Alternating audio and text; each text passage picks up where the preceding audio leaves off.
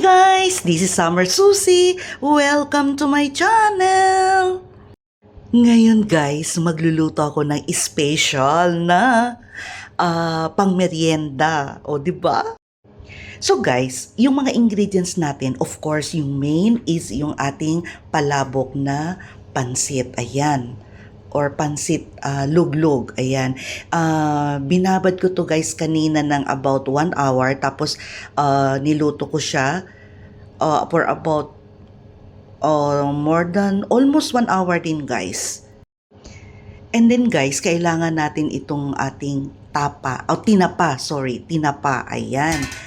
Tapos kailangan din natin ng pork, na grind pork or beef, pwede kayong gumamit, or shrimp. Tapos ito, shrimp naman guys, siniwa ko na, dinivon ko na to, tinanggalan ko na rin yung kanyang, alam mo yung tai-tai sa likod. Tapos guys, yung kanyang ulo, eto guys, hindi ko siya tinapon kasi lulutuin natin siya at gagawin natin siyang sauce para sa ating palabok. And then, kailangan din natin ng itlog. Yan, nilagang itlog. Hiniwa ko na. Ating kalamansi. Ayan, galing tayong Pinas. And then yung ating, anong tawag nito? Sibuyas dahon. Ayan. Tapos guys, kailangan din natin of course ng maraming sibuyas at saka yung garlic. And then maglalagay din ako ng konting palabok na gravy mix.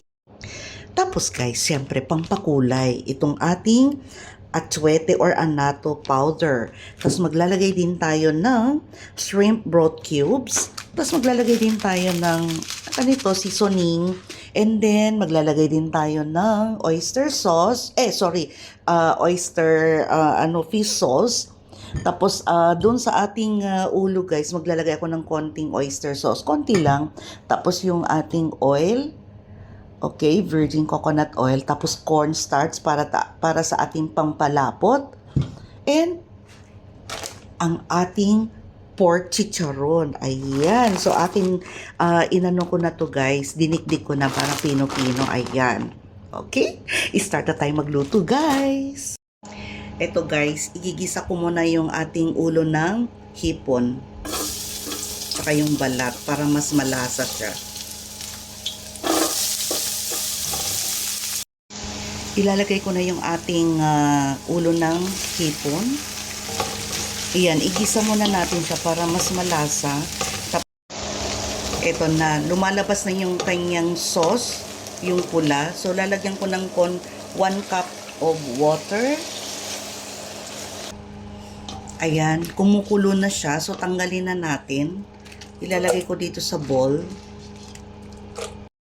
And then, yung pinagpituhan natin ng ating ulo ng hipon, dito na rin ako magigisa. Papulahin natin itong ating shrimp.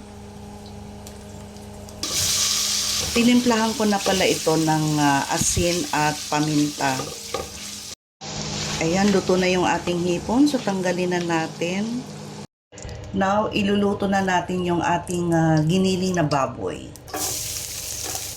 Ayan, sabay na natin ng ating sibuyas.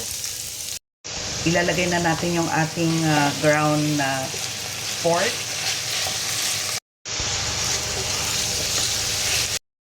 Timplahan natin ng patis. Yan, tansya-tansya lang. Paminta. Pampalasa natin. Yan. Tikman natin yung lasa ng ating giniling na baboy. Kung masarap na siya guys. Lulutuin na lang natin to for about 3 minutes. Ayan po, luto na yung ating baboy. So ilalagay na natin yung ating tinapa or smoked fish. Eto. Alam niyo ba guys, kaya masarap yung palabok dahil sa tinapa at saka sa sabaw ng hipon. Kaya eto, nilagyan natin ng maraming tinapa.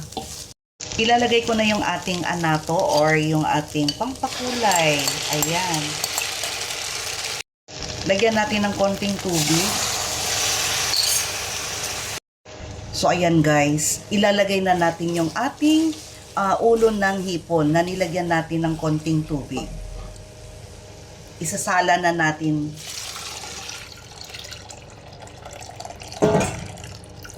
Promise, malasang malasa tong ating palabok. Para mas malasa guys, dinagdagan ko yung ating mamasitan na palabok. Ayan. Para mas malasa.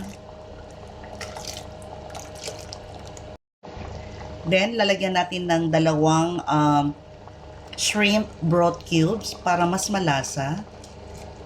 Kasi maraming sabaw yung ilalagay natin, guys. Dagdagan ko pa ng tubig, about 2 cups. Lalagyan natin pampalasa. Lalagyan natin ng paminta. Para mas malasa, dagdagan ulit natin ng ating pampalasa, yung fish sauce. Ayan.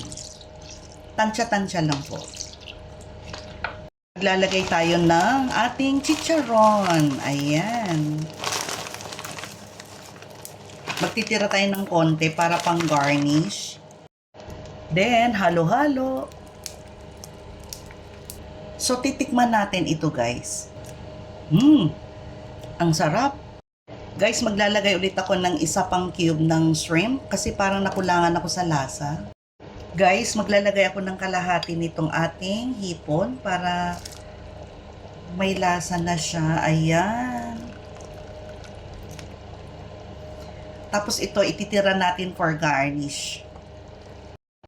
So guys, para lumapot siya, lalagyan na natin ng cornstarch, yung slurry. Ayan. Tansya-tansya lang po.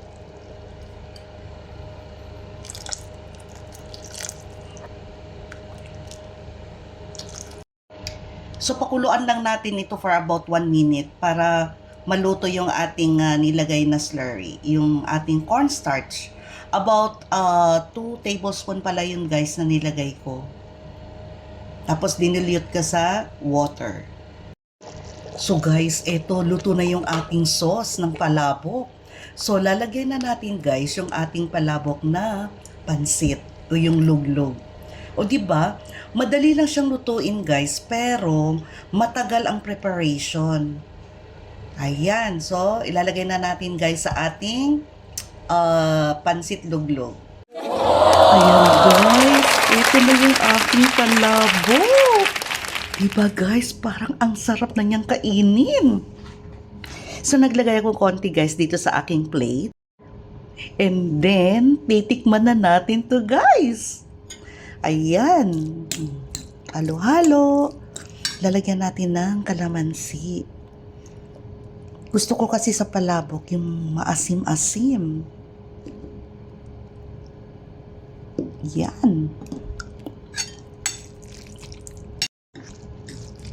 Yan, hinalo ko na yung itlog at saka yung ating hipon na pinirito natin kanina. Ayan. Di ba guys, very juicy. Yan, titikman na natin.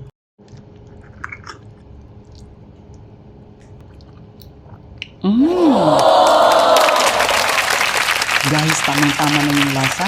Hindi siya ganun kaalat. Hindi rin ganun kaasim. Tamang-tama lang para sa akin guys ha. Yung iba kasi gusto nila maalat-alat. Ang sarap niya guys, promise.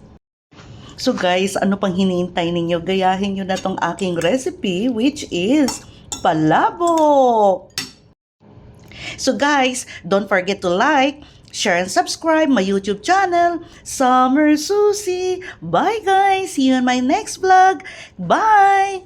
Kain na tayo guys!